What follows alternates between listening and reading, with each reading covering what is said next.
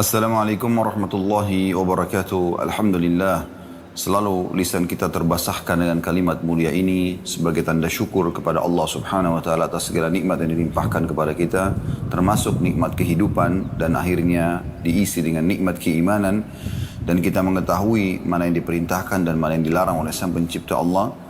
Selanjutnya kita juga panjatkan salam hormat kita, salawat dan taslim kepada utusan Allah Nabi besar Muhammad sallallahu alaihi wa ala alihi wa sahbihi wasallam, yang dengan jasa beliaulah kita memahami syariat Allah Subhanahu wa taala dan juga mengucapkan salam hormat kepada beliau, dijadikan ibadah kepada Allah Subhanahu wa taala. Saudaraku seiman, pada kesempatan ini kita akan membahas sebuah topik yang sebenarnya nampaknya pendek, tapi ini adalah asas atau pondasi dasar dalam kehidupan kita, yaitu tujuan hidup. Saudaraku seiman, kita bisa buka bersama-sama di awal acara kita ini surah Az-Zariyat. Ini biar Al-Quran yang menjawab judul kita ini supaya lebih jelas, dan dari situ insya Allah kita akan jabarkan panjang lebar. Surah Az-Zariyat, surah nomor 51 di ayat 56-nya. Di situ Allah Subhanahu wa taala berfirman yang memberikan gambaran tentang judul ini, dan surah atau ayat inilah yang menyebabkan kami memilih juga judul ini. Allah berfirman, "Wa ma khalaqtul jinna wal insa illa liya'budun." Aku tidak ciptakan jin dan juga manusia kecuali untuk mengabdi, menyembah, patuh kepadaku. Jadi teman-teman sekalian, sebagai seorang muslim, kita sudah yakin tentang makna kalimat La ilaha illallah. Tiada Tuhan yang berhak disembah kecuali Allah. Artinya, teman-teman semua melihat, mengarahkan pandangan matanya ke langit, semua yang dijangkau oleh mata kita di sana, dari burung yang terbang, pergantian siang malam, hujan yang turun, awan, bintang-bintang, atau yang tidak terjangkau oleh mata kita. Mungkin kecanggihan teknologi manusia sampai di hari kita sekarang masih belum bisa menjangkau jenis-jenis bintang tertentu di langit sana. Jadi ada yang belum nampak gitu ya.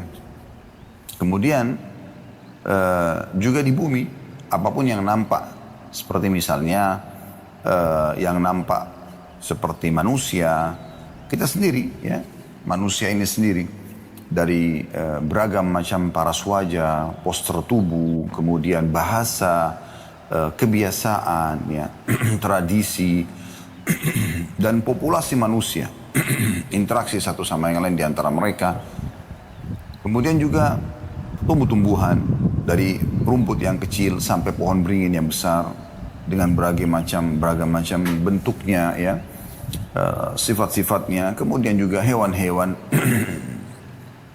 dengan berbagai macam jenisnya nampak dengan jelas di depan mata kita. Apalagi dengan teknologi yang ada sekarang, kita bisa melihat semua jenis hewan yang ada di hutan, di lautan, diangkat, divideokan, dan kita bisa melihat mereka semua.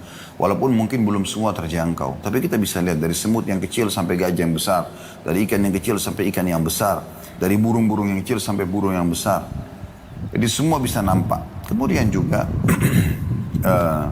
air, ya, yang kita bisa gunakan setiap harinya, api, udara, ya. Ada juga yang tidak nampak dengan mata kita. Maaf, udara pun termasuk yang tidak nampak, ya. Yang tidak nampak seperti misalnya, ya, jin, manusia, partner daripada manusia Allah ciptakan, tapi memang manusia tidak, Allah tidak nampakkan pada manusia.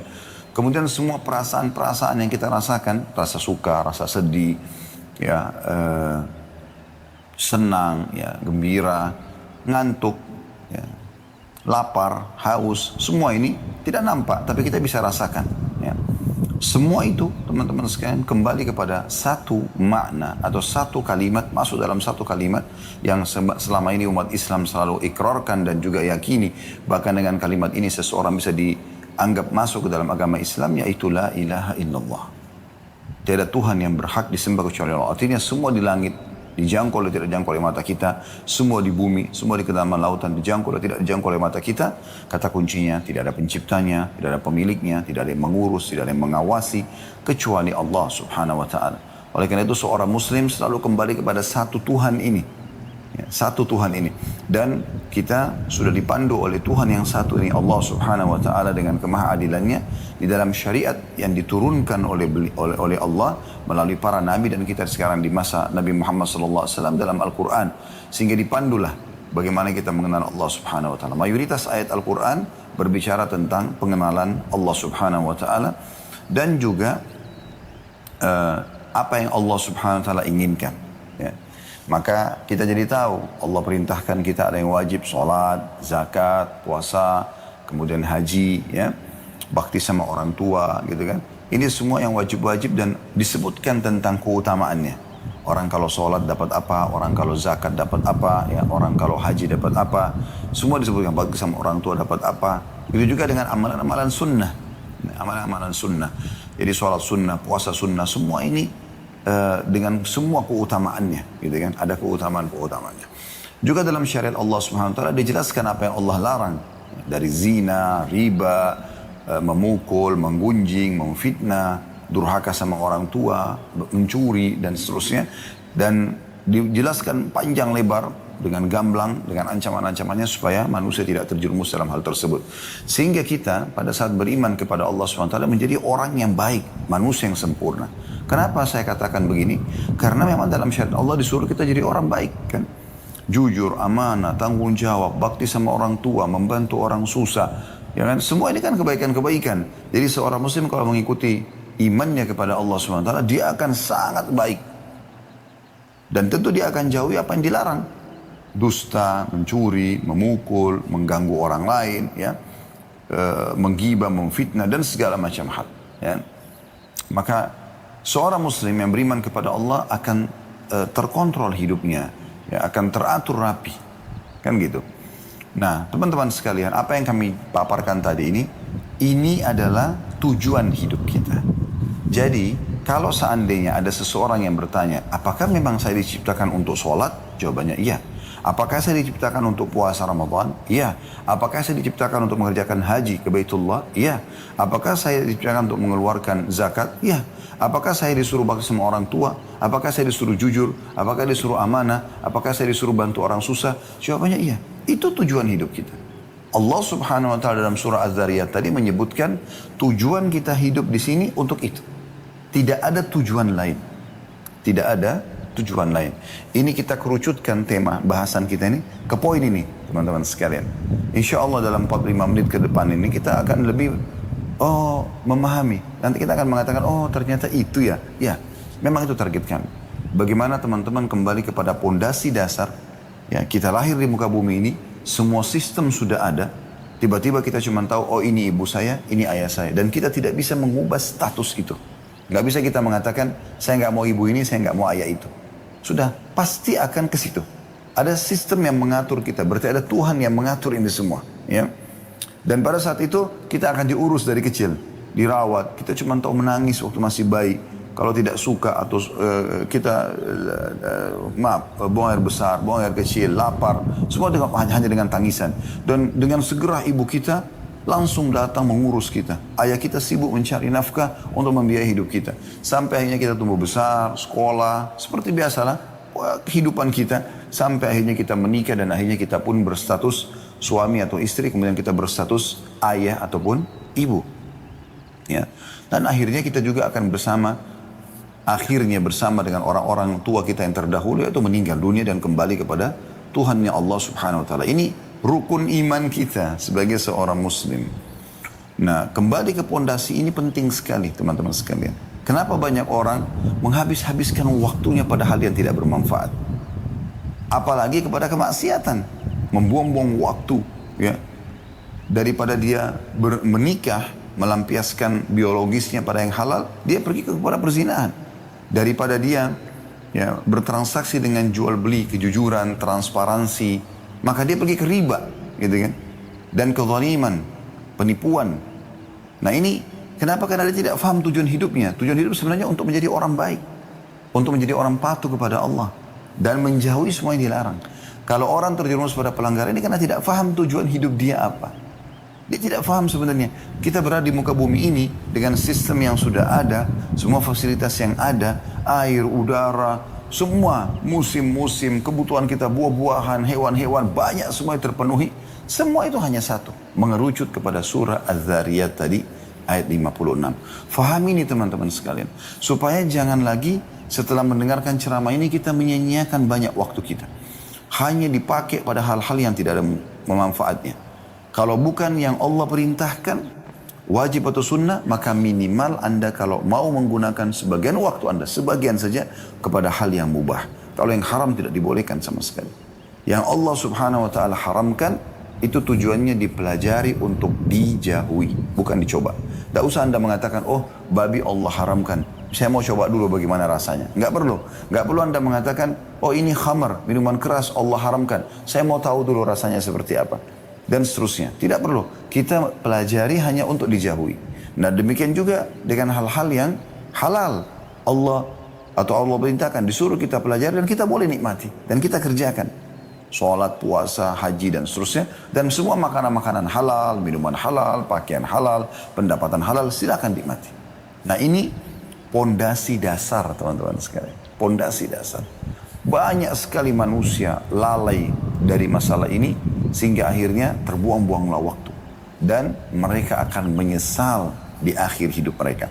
Teman-teman bisa lihat, kita buka juga pelengkap daripada bahasan kita Al-Quran. Silakan buka di aplikasi handphone Anda, surah Al-Mu'minun, surah nomor 23 ayat 99.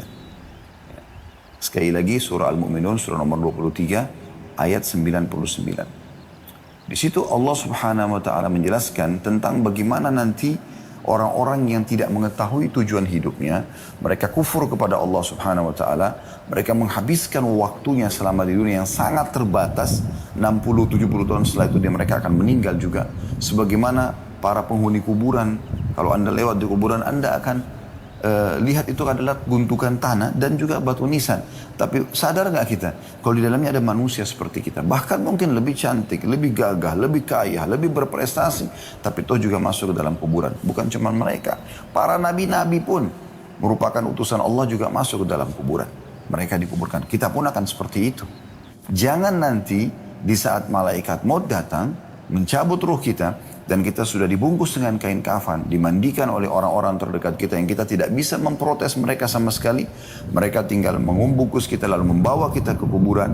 Dan sesuai dengan sabda Nabi SAW, kalau anak Adam meninggal dunia akan ikut ke kuburan 3.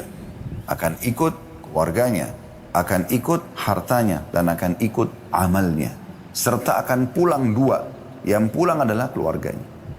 Secinta-cinta Anda kepada suami, secinta-cinta Anda kepada istri, secinta-cinta Anda kepada anak, anak kepada orang tua, dan siapalah sahabat dengan sahabatnya, mereka paling lama di atas liang lahat itu setengah jam. Setengah jam, mungkin 1 jam paling lama. Tidak akan pernah ada seorang ibu pun yang sangat cinta dengan anaknya, ayah cinta sama anaknya, suami atau istri cinta satu sama yang lain, atau sahabat sama sahabatnya nginap di kuburan itu, tidak ada. Sudah menjadi sistem yang Allah buat, pasti mereka pulang. Walaupun mereka sedih, tapi mereka tidak akan temani kita di sana. Yang kedua, harta. Semewah apapun mobil yang teman-teman miliki, hanya akan parkir di pagar kuburan. Tidak akan masuk ke liang lahat. Juga kalau mobil Alphard Anda, Ferrari Anda dimasukkan ke liang lahat, mau diapakan? Mobil nggak dipakai di kuburan. Kan gitu. Maka semua ini akan pulang. Kerabat Anda akan beraktivitas mengisi sisa umur mereka, tinggal mereka lakukan isi dengan kebaikan atau keburukan, itu tergantung. Kemudian harta Anda akan dibagi menjadi warisan. Yang tinggal bersama Anda apa? Yang ketiga, yaitu amal. Nah yang selama ini teman-teman tidak fahami tujuan dari hidupnya, untuk sholat, untuk puasa, untuk segala macam, di saat itu mereka menyesal. Coba seandainya. Nah perhatikan tadi surah Al-Mu'minun kita bacakan, ya. Allah subhanahu wa ta'ala berfirman, qala rabbirji'un. Orang-orang nanti yang kafir, ya, yang kufur kepada Allah, orang-orang yang tidak pernah mengisi dengan amal saleh, ya. Mereka tidak tahu tujuan hidupnya, foya-foya saja, tiap hari mabuk-mabukan, kumpul-kumpul, tidak ada manfaatnya, tidak ada hasilnya, tidak ada detik-detik yang Allah berikan diisi dengan ibadah, ya. Yang merupakan tujuan dasar tadi surah Az-Zariyat. Dia mengatakan, qala rabbirji'un, ya Allah kembalikan aku, gitu kan. Mereka baru engah di saat malaikat maut sudah depan mata mereka, mereka sudah tinggal dicabut ruhnya, baru mereka mengatakan, wahai Tuhanku kembalikan aku. Hati-hati teman-teman, jangan Anda menjadi orang yang disebutkan dalam surah Al-Mu'minun ini. Itu 99-nya. Ayat 100-nya Allah mengatakan, untuk apa mereka minta kembali? Apakah mereka mau kembali ke restoran favoritnya untuk makan makanan kesukaannya? Apakah mereka kembali untuk kumpul lagi dengan pasangan hidup dan anak-anaknya? Apakah mereka minta kembali untuk meeting bisnis yang miliaran? Apakah mereka kembali untuk mengatur sebuah program-program yang mungkin ya, atau mengaplikasikanlah program yang sudah mereka susun tapi belum sempat dijalankan? Tidak sama sekali. Ya. Mereka mengatakan la'alli a'malu salihan fima tarakt. Semoga saja di saat engkau kembalikan aku, hai Tuhanku, ya, ke dunia, jangan mati dulu, gitu kan? Agar aku bisa beramal saleh, apa yang aku tinggalkan. Perhatikan, jadi ini tujuan hidup sebenarnya. Di saat kematian baru dia sadari, ternyata kumpul-kumpul sama keluarga, ya meeting segala macam, ini pelengkap, ini warna hidup. Tapi tujuan dasarnya adalah mengabdi kepada Allah. Dia berharap kembali ke dunia untuk beramal saleh yang dulu dia sia-siakan. Lalu kata Allah apa? Kalla innaha kalimatun huwa qailuha. Nggak mungkin, kata Allah. Itu hanya perkataan yang terucapkan di lisan. Wa min waraihim barzahun ila yaumi yub'atsun. Dan di belakang mereka ada barzakh, kehidupan barzakh, ada dinding pemisah antara mereka dengan dunia. Mereka nggak bisa lagi. Nggak ada lagi kuburan terbuka, orang yang mati bisa keluar beraktivitas lagi seperti kita, nggak ada lagi. Ya. Dan tidak ada itu yang sering digambarkan, maaf, di sinetron-sinetron kita, sebagian sinetron pocong bisa keluar, kuburan terbuka, lalu mengganggu orang atau keluar, itu tidak ada lagi. Mustahil. Kalau itu terjadi, maka mungkin setiap kita akan diketuk rumahnya oleh orang tua yang sudah meninggal. Man. Atau tetangganya. Tapi tidak ada dalam Islam semua itu. Itu perusakan akidah yang harus diluruskan, ya. Jadi teman-teman sekalian, orang baru menyadari di saat dia meninggal, oh ternyata ini tujuan saya hidup. Ya. Sekarang saya kasih contoh rasional. Kalau teman-teman, misal kita anggap di titik ini, tiba-tiba ada malaikat maut di depan mata kita. Dan itu pasti terjadi, demi Allah akan terjadi teman-teman. Saya bukan menakut-nakuti, tapi kita pasti akan begitu. Saya atau Anda lebih dulu, kita semua sedang menuju ke liang lahat kita. Di saat malaikat maut itu datang, antara Anda sama malaikat maut itu, saya saja di ruangan ini, di studio ini, bisa tiba-tiba lihat malaikat maut. Anda semua tidak tahu. Kan begitu orang kalau mau meninggal, kan tidak ada yang bisa lihat malaikat maut. Allah hijab matanya, tidak bisa dia lihat. Tapi tiba-tiba, seperkasa apapun ya orang itu, sepintar apapun dia, sekaya apapun dia, pada saat itu hitungan detik dia akan meninggal. Ruhnya dicabut, selesai. Itu fakta, gitu kan? Pastikan. Sebagaimana Allah sebutkan dalam surah Al-Imran, kullu nafsin dha'iqatul maut, semua jiwa pasti akan mati. Tidak mungkin tidak gitu. Nah, di saat Anda menghadapi kematian tersebut, ya, malaikat maut misalnya menyampaikan kepada Anda, wahai fulan, Allah masih memberikan sekarang kamu kesempatan setengah jam. Setelah itu saya akan cabut ruh kamu. Kira-kira teman-teman, saya ingin tanya, coba bayangkan ini. Saya mau tanya, kalau setengah jam itu Allah berikan kesempatan, apa yang akan Anda lakukan? Saya kembali mengingatkan tadi apa yang saya ulangi. Apakah Anda akan cari lagi makanan favorit Anda yang setiap hari Anda sibuk mencari restoran makanan favorit tersebut? Padahal sebenarnya seorang muslim, makan yang ada, syukuri yang ada, kan gitu. Walaupun boleh, bukan tidak boleh kita mencari makanan kesukaan kita. Tapi jangan berlebihan teman-teman. Ada orang kadang-kadang untuk mengejar kuliner aja sampai sekian jam naik mobil. 3 jam, 4 jam gitu kan. Hanya untuk mengejar sebuah kuliner. Kalau kita kebetulan ke sana, makan. Nggak masalah. Nikmatin yang halal. Allah bolehkan itu. Tapi habiskan waktu dalam keseharian pada hal-hal yang tidak diperlukan untuk apa. Toh juga makanan itu rasanya di mana? Di ujung lidah. Anda bisa rasakan, oh ini sambal, oh ini rendang, oh ini ayam, oh ini nasi. Di ujung lidah. Kalau sudah lewat sepertiga jari kita, ini kan ada garis-garis ini.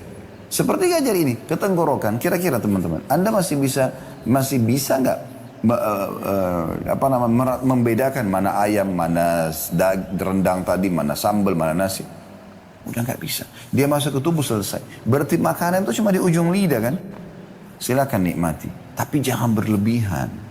Karena Allah bolehkan kita makan dan minum. Yang penting halal dan thayyibah. Dibolehkan oleh Allah dan juga thayyibah. Tapi sesuai dengan kebutuhan. Makanya Nabi SAW mengatakan, wahai anak Adam, makanlah sesuatu yang bisa menopang tulang belakangmu agar engkau bisa berdiri, bisa beraktivitas. Jangan berlebihan. Dan kita tahu juga secara medis kita dilarang makan terlalu berlebihan. Kan begitu? Itu contohnya. Tapi memang ada batasannya teman-teman. Allah kasih kita batasan. Seenak apapun makanan itu. Misal kita suka sekali nasi goreng tertentu atau apalah nasi campur. Apalah kira-kira makanan yang kita suka. Berapa banyak kita bisa makan? Sepiring, dua piring itu sudah kenyangnya luar biasa. Ya. Terus saya habis itu. Sekarang pakaian misalnya. Berapa lembar Anda bisa pakai? Selembar, 2 lembar. Sebanyak apapun pakaian Anda miliki. Apakah Anda bisa pakai semuanya sekaligus? Gak bisa. Ada batasannya kan? Kalau Anda pakai 5 lapis baju sekalian, orang tertawain Anda. Di musim dingin pun, orang mungkin pakai baju kaos, 1 baju luar, dan 1 lagi baju. Mungkin 3 lembar itu pun di saat tertentu, di musim dingin yang sangat gitu. Tapi kalau kita di Indonesia ini, mau pakai berapa lembar baju? 1 baju kaos, 1 baju luar, selesai. Ini, gak bisa kita pakai banyak-banyak. Begitu juga sepatu. Anda punya sepatu sampai 40 sepatu, 30 sepatu. Untuk apa gitu? Oh, Anda pakai 1-2. Kecuali untuk kebutuhannya ya. Misalnya ada untuk olahraga, ada untuk aktivitas, ada untuk ini. Bisa 3, 4, mungkin 5 orang. Tapi ada orang subhanallah punya koleksi sepatu. Baru sekarang banyak. Harganya mahal-mahal. Yang mungkin kalau digabungin bisa bangun 1 masjid buat amal soleh dia. Mohon maaf, saya bukan menyinggung siapapun karena saya tidak tahu siapa saja yang hadir di sini. Cuma saya coba mengajak Anda berpikir di waktu-waktu yang sempit kita ini, hanya sekitar 45 menit kita menyampaikan pesan-pesan ini, supaya kita merenungi sama-sama. Berarti saya tidak boleh pakai sepatu bermerek Ustaz? Boleh. Boleh, tapi jangan berlebihan. Saya tidak boleh makan makanan enak Ustaz? Boleh, cara restoran terbaik, tapi jangan berlebihan. Gitu. Boleh saya tidak boleh pakai pakaian yang bermerek? Boleh, tapi jangan berlebihan. Jangan menjadikan target utama. Contoh misal, pecinta-pecinta dunia ini, kalau dia mau makan di satu restoran, lalu kebetulan dia pergi ke sana, tutup restorannya. Kecewanya luar biasa, sampai menjadi bahan cerita mungkin seminggu dengan teman-temannya. Kenapa akhi dan ukhti? Hanya karena tidak bisa makan di situ? Baik, nanti kita bisa makan. Oh, saya kemarin ke restoran sana tuh nggak dapat, tutup, sayang bener. Loh kenapa? Mau beli baju, ternyata bajunya habis, kehabisan stok. Oh, itu baju merek bagus gini, saya mau. Akhi dan ukhti, mudahkan kehidupanmu. Bukan itu tujuan utama. Tujuan hidup bukan itu. Justru kamu harus merasa sedih di saat kamu tidak sempat sholat subuh, tidak sempat sholat duhur, asar, maghrib, isya, atau telat dari waktunya. Karena sholat kan harus tepat waktu, tepat gerakan, dan tepat bacaan. Kan ini 3 khusyuk ini. Ya. Ada yang luput di sini, Anda sedih. Ini wajar Anda sedih. Bayangkan teman-teman, Nabi SAW mengatakan, rak'atai fajr khairu minad dunya wa ma fiha. 2 rakaat sholat sunnah fajr lebih baik daripada dunia dan seluruh isinya. Coba, itu nilai. Kenapa Nabi SAW mengatakan lebih baik daripada dunia dan seluruh isinya? Karena memang itu yang kita butuhkan di kuburan kita. Itu yang kita butuhkan di akhirat kita. Semua ini dunia cuma pernak-perniknya. Kan gitu. Maka jangan berlebihan. Jangan keluar dari tujuan hidup kita yang sebenarnya. Lalai. Bahkan ada orang disayangkan sekali sudah sampai pada umur tua pun. Di atas 40 tahun itu sudah harus ada peringatan-peringatan yang luar biasa. Itu masih saja lalai. Bahkan ada yang baru terjerumus ke dalam banyak pelanggaran di umur-umur seperti ini. Padahal sebenarnya mereka harus, ini sudah waktu warning ini, peringatan di sini. Gak bisa lagi kita macam-macam. Ya. Sudah harus kita sadari kesalahan-kesalahan masa lalu. Kita mohon ampun kepada Allah, kembali kepada Allah SWT. Tidak boleh disia-siakan, tidak boleh salah dalam masalah seperti ini. Ingat teman-teman, di saat kita meninggal dunia, semua urusan pernak-pernik ini hanya akan menjadi pembicaraan orang.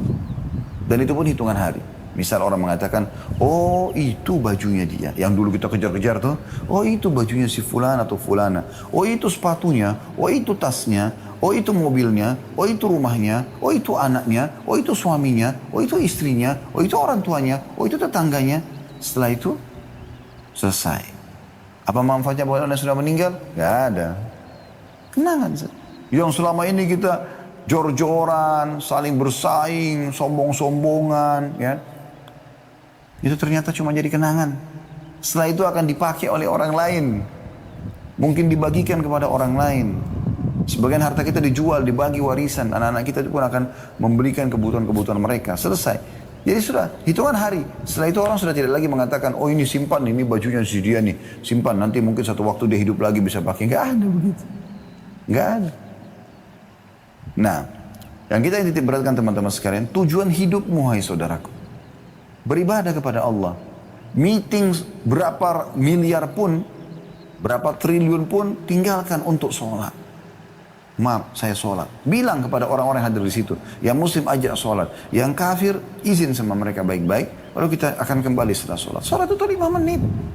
Absen kepada Allah. Ya Allah, baik saya hadir. Allah panggil, hayya ala sholat. Ayo sholat. Hayya ala falah. Ayo menuju kepada kemenangan. Allah kasih kita gambaran, panggil, absen.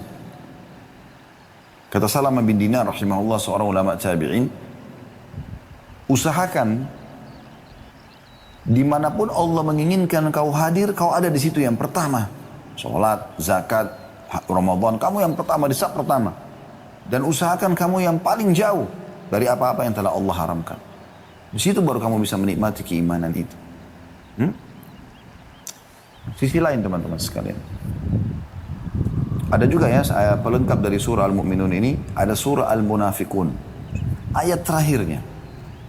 Di situ juga orang-orang ada yang menyesal, gitu kan. Surah Al-Munafikun ini jelas, Anda tinggal cari di daftar isi. Lihat di akhir-akhir ayatnya. Allah mengatakan, wa anfiqu mimma razaqnakum min qabli an ya'ti ahadakumul maut fayaqula rabbi laula akhartani ila ajalin qaribin fa asaddaq wa aku minas salihin. Kata Allah SWT, infakkan, segera keluarkan harta-hartamu di jalan Allah Subhanahu wa taala sebelum datang kepada seseorang dari kalian kematian. Lalu dia berkata pada saat itu, wahai Tuhanku, terlambatkan beberapa saat dulu kematianku. Untuk apa? Untuk makan makanan favorit, untuk kumpul sama teman-teman, untuk biologis dengan pasangan. Nah, fa'as-saddaq, agar aku bisa bersedekah. Wa aku minas salihin, dan aku menjadi orang-orang saleh. Tapi Allah mengatakan, wala yuakhirallahu nafsan idza jaa ajaluha. Allah khabirun bima ta'malun. Allah tidak akan pernah menerlambatkan ajal seseorang kalau datang, dan Allah akan memberitahukan apa yang kalian kerjakan. Akhir surah Al-Munafikun. Ini pelengkap tadi yang surah Al-Mu'minun ayat 99 sampai tadi 101 gitu kan. Jadi teman-teman sadari poin ini. Tujuan kita mengadakan Zoom, taklim Zoom ini pada waktu ini, dan Anda pun meluangkan waktu, saya meluangkan waktu, mungkin kita punya aktivitas yang lain. Semua tidak ada lain kecuali untuk menyadari tujuan hidup kita apa. Dan tidak ada yang bisa menyelamatkan diri kita kecuali kita sendiri, teman-teman sekalian. Allah Subhanahu wa taala mengingatkan dalam Al-Qur'an, "Innallaha la yughayyiru ma biqaumin hatta yughayyiru ma bi anfusihim." Allah tidak akan mengubah nasib satu kaum sampai mereka mengubah nasib mereka sendiri. Kalau Bapak Ibu tidak segera menyelamatkan dirinya, menyadari masalah ini, maka pastikan teman-teman sekalian, kalau Anda akan menyesal nanti di akhir ajal nanti. Dan ingat teman-teman, jangan pernah bangga dengan amal soleh yang pernah kita kerjakan. Oh, saya sudah sekian kali haji, sudah sekian kali umrah, umur saya sudah sekian puluh tahun, saya sudah berapa kali sholat, ya saya sudah bakti sama orang tua saya. Jangan pernah berbangga dengan itu. Karena Anda tidak pernah tahu apakah itu sudah diterima dengan pahala sempurna atau tidak. Oleh karena itu kita selalu disuruh berbuat amal soleh setiap hari selama ajal kita belum datang. Kenapa teman-teman kita selalu sholat tiap hari? Kenapa kita selalu baca bismillah setiap kali mau makan dan minum? Kenapa enggak sekali seumur hidup saja? Karena memang kita butuh memperbanyak amal soleh tersebut, dan kita bersaing di situ untuk mendapatkan derajat tertinggi di surga nanti, di akhirat nanti. Teman-teman sekalian, saya ingin masuk kepada poin, lalu apa yang harus saya lakukan agar hidup saya ini sesuai dengan tujuannya. Yang pertama, teman-teman sekalian, bersyukur kepada Allah Subhanahu wa taala atas nikmat kehidupan yang Allah berikan ini. Dan syukur caranya adalah dengan menggunakan nikmat kehidupan ini pada ketaatan kepada Allah. Nah itu bentuk syukur. Dan tidak masuk akal teman-teman sekalian, orang yang bersyukur kepada Allah dia gunakan untuk bermaksiat. Kan gitu. Anda kalau diberikan kebaikan, ada jasa dari seseorang yang lain, tidak masuk akal kalau Anda balas dengan kejahatan kan. Harusnya Anda balas dengan kebaikan. Ya, Anda berterima kasih pada dia, Anda memuji-muji dia, Anda membalas mungkin ya dengan kebaikan-kebaikan. Nah, tanpa menyamakan Allah dengan makhluknya, kita harusnya begitu. Tanda syukur kita kepada Allah harusnya kita gunakan di atas ketaatan kepada Allah Subhanahu wa taala. Ada statement yang menarik ya dari Ibnu Qayyim rahimahullah. Beliau mengatakan asyukur zuhur athar ni'matillahi ala lisan 'abdihi sana'an wa i'tirafan. Syukur itu ya, itu adalah nampak dari lisan seorang hamba sebagai bentuk bekas nikmat Allah dengan puji-pujian dan mengakui sebagai nikmat, wa ala qalbihi syuhudan wa mahabbah, dan dalam hatinya ada kesaksian kalau ini memang nikmat dari Allah, dan juga mencintai pemberi nikmat itu, wa ala jawarihi inqiyadan wa ta'ah, dan anggota tubuhnya itu menunjukkan tentang bagaimana dia tunduk dan patuh kepada Allah Subhanahu wa taala. Jadi tidak masuk dalam syukur itu teman-teman kalau orang itu justru melakukan kemaksiatan kepada Allah. Dan sederhana, teman-teman faham nggak atau sadari nggak? Maaf, saya bukan menggurui. Kalau ibadah itu punya kenikmatan. Dulu di majelis ilmu seperti ini dengarkan ceramah itu punya kenikmatan. Kenapa Anda tidak lakukan setiap hari? Kenapa hanya 45 menit atau 1 jam? Tentu waktu kita sekarang segitu, tapi Anda bisa ulangin kan? Di playlist YouTube kami, kalau Anda datang ke channel YouTube kami, Khalid Basarma Official, ada playlistnya. Setelah beranda, ya, ada home itu, kemudian ada playlist. Anda klik, ada 25 lebih ya, seingat saya kajian kitab di sana. Anda bisa privat bersama kami. Anda tinggal pilih kitab mana, ya. Dan kitab yang paling mahal itu 150.000 rupiah saja harganya, Minhajul Muslim. Itu 1000 lembar. Semua sudah kami bedah kecuali ya bab warisan saja. Anda bisa ikutin setiap hari Anda dengarkan. Hari Senin misalnya Anda jadwalkan untuk belajar Minhajul Muslim. Hari Selasa Anda ingin belajar hadis, ada Sahih Targhib Tarhib, ada Riyadhus Shalihin, ada Sahih Hadis Qudsi. Ada banyak pilihannya ya. Ada Bulughul Maram, itu fikih hadis ya. Kemudian juga hari Rabu misalnya Anda mau belajar ya, dosa-dosa besar, ada Al-Kabair. Sudah 140 lebih dosa-dosa besar yang kita sudah bahas gitu kan. Dari durhaka sama orang tua, berbuat syirik, membunuh, berzina, riba dan seterusnya. Banyak di situ Anda bisa dengarkan. Kurikulumkan sehingga nanti Senin depan Anda cuma kembali kepada Minhajul Muslim. Hari Selasa Anda cuma kembali kepada kajian kitab hadis. Ya, Selasa depan. Hari Rabu Anda cuma mendengarkan dosa-dosa besar. Hari Kamis misalnya Anda mau belajar masalah rumah tangga. Kami ada bedah buku mahkota pengantin. Ada juga bedah buku lanjutannya Baginda mendidik anak dalam Islam. Kemudian hari Jumat misalnya Anda ingin mendengarkan sejarah Nabi. Ada 40 sekian, 50 sekian episode ya, seingat saya. Kemudian juga ada serial-serial sahabat ya.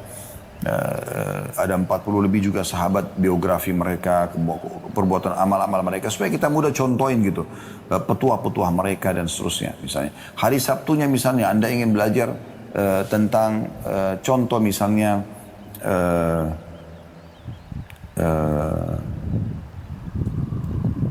materi umum ya, seperti tablik akbar ya, seperti contoh materi-materi tazkiyatun nafs ya, kesucian jiwa.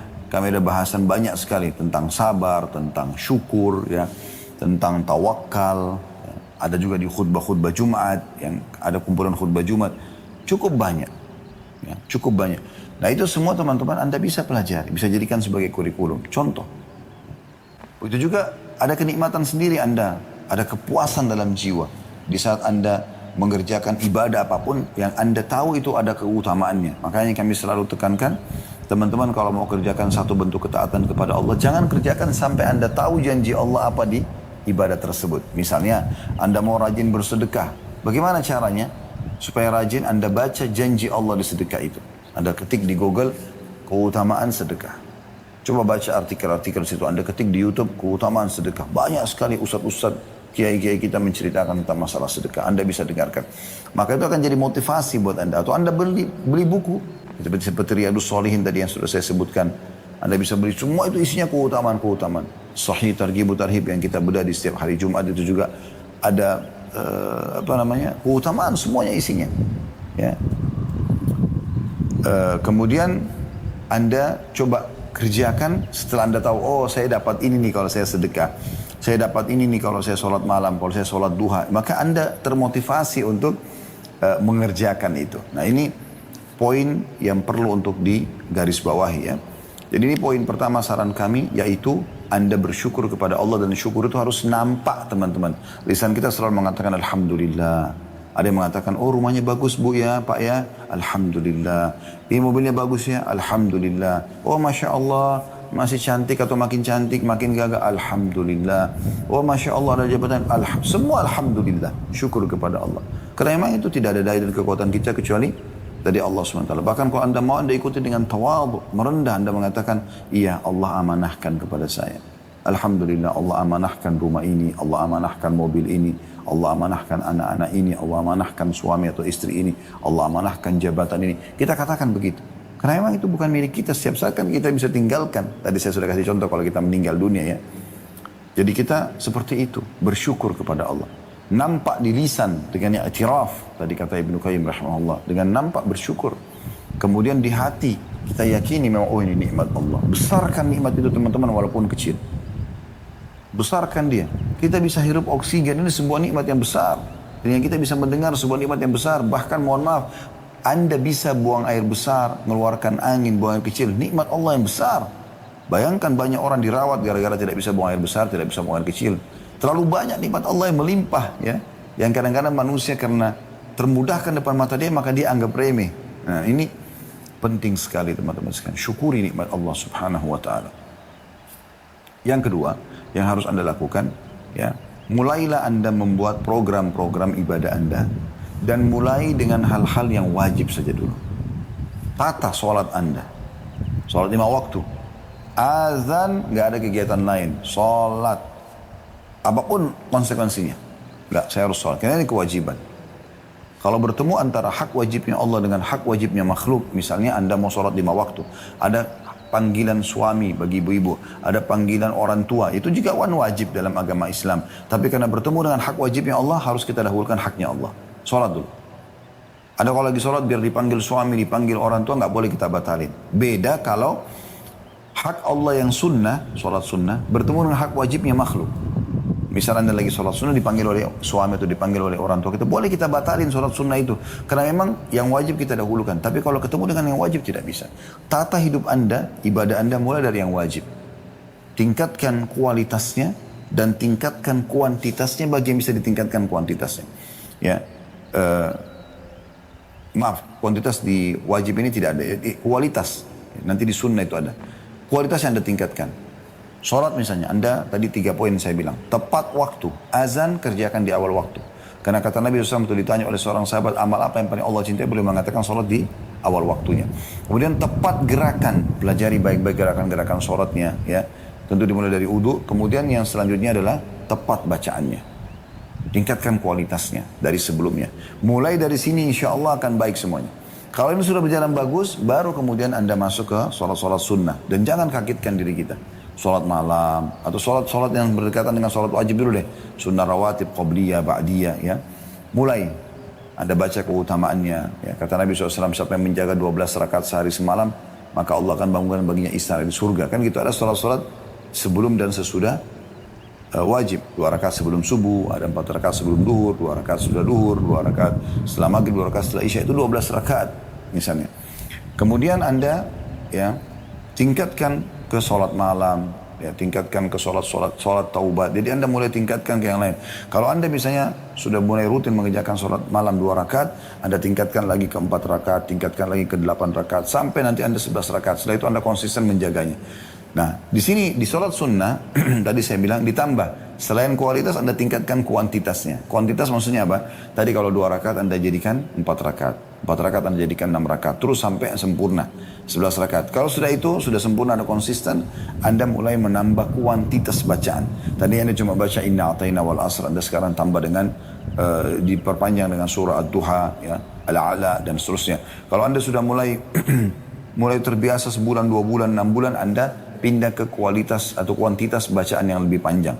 Di sholat-sholat sunnah teman-teman, fatwa ulama sudah membolehkan kita memegang mushaf, memegang Quran, atau memegang aplikasi Al-Quran di handphone kita. Sambil baca dari awal Al-Baqarah sampai khatam nanti dengan sholat malam Anda. Kan gitu, ini boleh.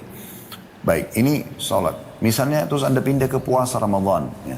Anda jaga kualitasnya, Ramadan yang lalu apa yang kurang Anda sekarang sempurnakan. Ibu-ibu yang masih punya utang-utang Ramadan jangan ditunda-tunda. Usahakan pada saat sudah selesai Lebaran Idul Fitri Anda sudah langsung masuk ke masuk ke kalau Anda sudah kerjakan puasa Ramadannya, Anda mungkin ada hal-hal yang, utang Ramadan tadi, kalau Anda punya utang dulunya Anda suka tunda-tunda sampai menjelang Ramadan akan datang, sekarang Anda kerjakan lebih cepat. Ya. Begitu selesai Lebaran Anda sudah langsung bayar utang Anda, tanpa Anda utang, supaya kalau Anda meninggal tidak ada beban, gitu kan. Kemudian kalau sudah Anda mulai pindah ke puasa-puasa sunnah, Senin, Kamis, Ayyamul Bid, ya. Anda coba lakukan, tingkatkan. Ini harus Anda sendiri yang lakukan. Begitu juga dengan zakat, setahun sekali. Baik, ada zakat, ada sedekah. Kalau sedekah setiap hari kita dianjurkan. Ada haji, sekarang setahun sekali. Ya kan? Dan ada umrah yang bisa kita kerjakan sepanjang tahun. Maka ini semua buat program hidup Anda, mulai dari yang wajib, pun Anda sempurnakan dengan yang sunnah. Yang ketiga teman-teman sekalian, jauhi semua kemaksiatan. Tutup semua keran-kerannya. Dimulai dari yang wajib. Dimulai maksudnya yang haram. Ya, dimulai dari yang haram. Ya, ini harus difahami baik-baik. Jadi apapun yang haram Anda tinggalkan. Tidak boleh sama sekali Anda biarkan pintu terbuka. Masa lalu biarkan berlalu. Setelah taklim ini tidak boleh lagi. Begitu juga nanti kalau sudah Anda maksimal meninggalkan yang haram, Anda pindah ke yang makruh. Makruh pun jangan dikerjakan.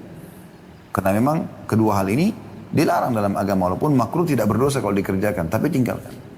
Minum berdiri, makan berdiri, dan itu semua makruh hukumnya. Tapi usahakan tinggalkan, supaya nanti lama-lama Anda kan menuju kepada kesempurnaan apa merupakan tujuan hidup Anda. Dan yang terakhir teman-teman, yang keempat, banyak berdoa kepada Allah Subhanahu Wa Taala. Banyak berdoa kepada Allah Subhanahu Wa Taala. Dan ingat, berdoa ini harus diikutkan juga dengan, ada poin kelima sih ya. Setelah berdoa kepada Allah Subhanahu Wa Taala, yang kelima itu komunitas. Komunitas kita harus komunitas yang baik, yang sehat. Karena kalau kita berteman dengan 10 orang yang jauh dari agama, kita akan terpengaruh. Kita berteman dengan 10 orang penghafal Quran, kita juga akan terpengaruh. Jadi hati-hati. Hati-hati sekali. Kata Nabi SAW, Al-maru ala dini khalili. Seseorang sesuai dengan agama, temannya atau lingkungannya. Falyandur ahadukum ila man yukhalil. Maka harus kalian melihat siapa yang kalian jadikan sebagai teman kalian. Jadi pilihlah teman-teman yang bisa memberikan kita motivasi untuk selalu beriman kepada Allah di dunia, beramal soleh, bersaing dalam masalah itu, dan di akhirat dia bisa memberikan syafaatnya. Bukan justru orang di dunia menyesatkan kita, di akhirat malah bisa menarik kita ke api neraka. Wa na'udzubillah. Semoga bermanfaat dan semoga Allah SWT menyatukan kita di surga Firdausnya tanpa hisab sebagaimana disatukan dalam majelis ilmu yang mulia ini. Dan kalau ada benar pasti dari Allah Subhanahu wa taala, kalau salah dari saya teman-teman sekalian mohon dimaafkan. Subhanakallahumma bihamdika asyhadu an la ilaha illa anta astaghfiruka wa atubu ilaik. Wassalamualaikum warahmatullahi wabarakatuh.